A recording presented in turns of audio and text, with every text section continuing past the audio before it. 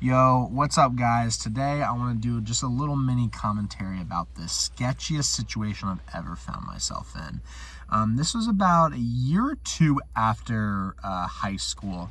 And I remember I wasn't really keeping in touch with a whole lot of my high school friends, but I was with one of them, and I was working at this Chinese restaurant with him.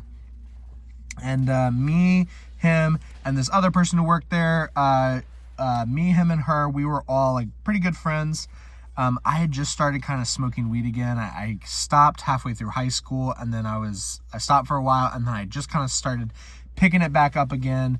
And I was living at home because I'm going to college just like in my hometown, and so I'm looking for like any opportunity to get out of the house and smoke some weed with my buddies.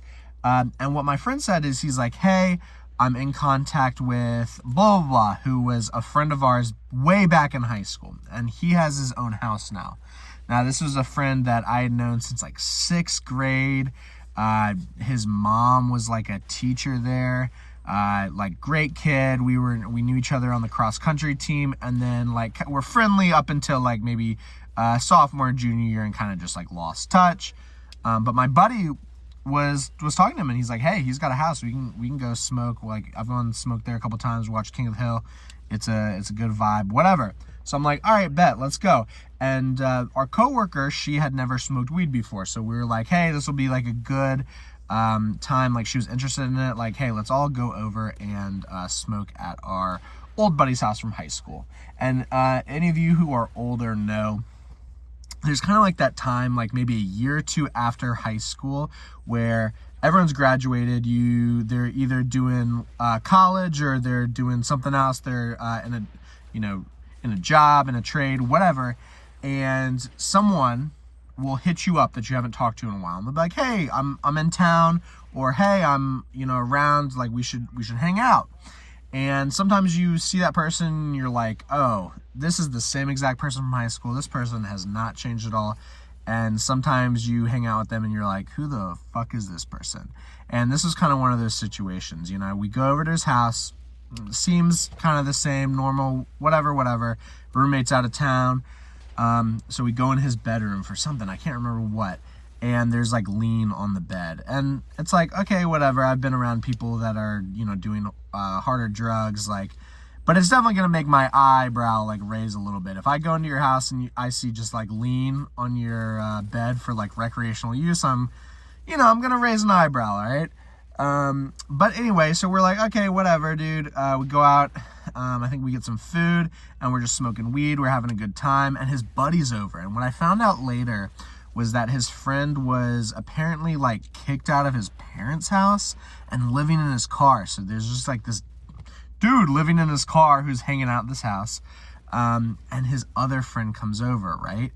So keep in mind, we're like high at this point. We cannot leave. We need to like sober up before we're able to like drive. Our buddy had driven us. It's her first time smoking weed. So, okay, cool.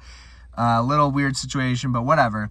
And his other friend comes over, and his friend somehow gets out a gun, right? He doesn't point it at us or anything, but he puts it on the table, and then he's like, hey, to my friend whose house it was, do you have any gloves?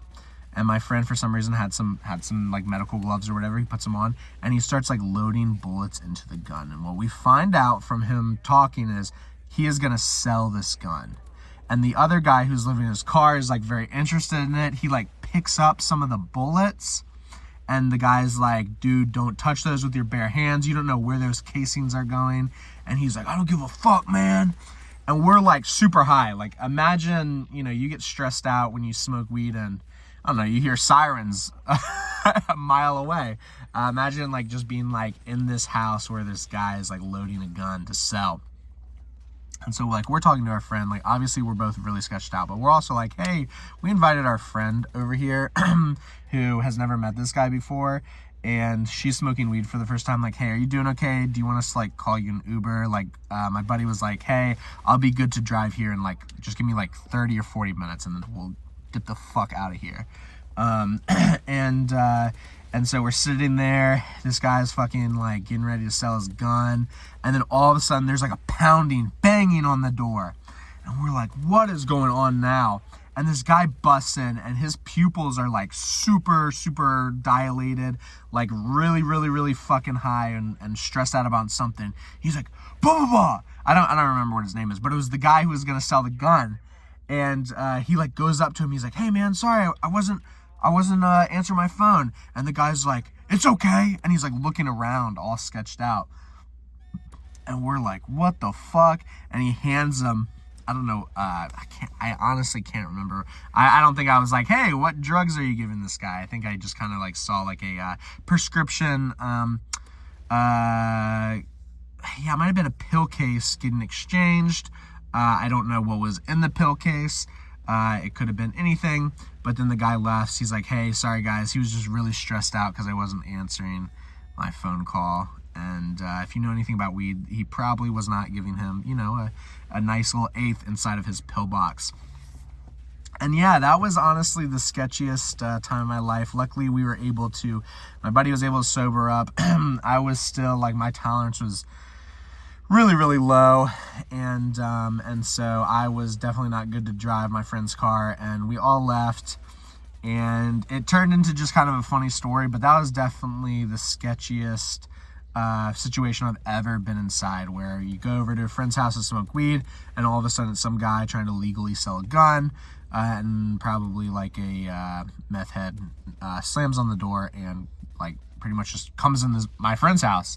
I think it just goes to show you have people in your life and you think of them in a certain way, right? You have like this screenshot of, oh, this is the person, and it might be in the past. And sometimes when you see them again, it's the same. And sometimes that person is not the person you remembered. But as I've gotten older, I've realized, like, hey, there's just a lot of situations I can avoid. And just a lot of situations where I'm like, I do not need to put myself in this dangerous or risky position anymore. But yeah, guys, I hope you enjoyed the story, and have a good night.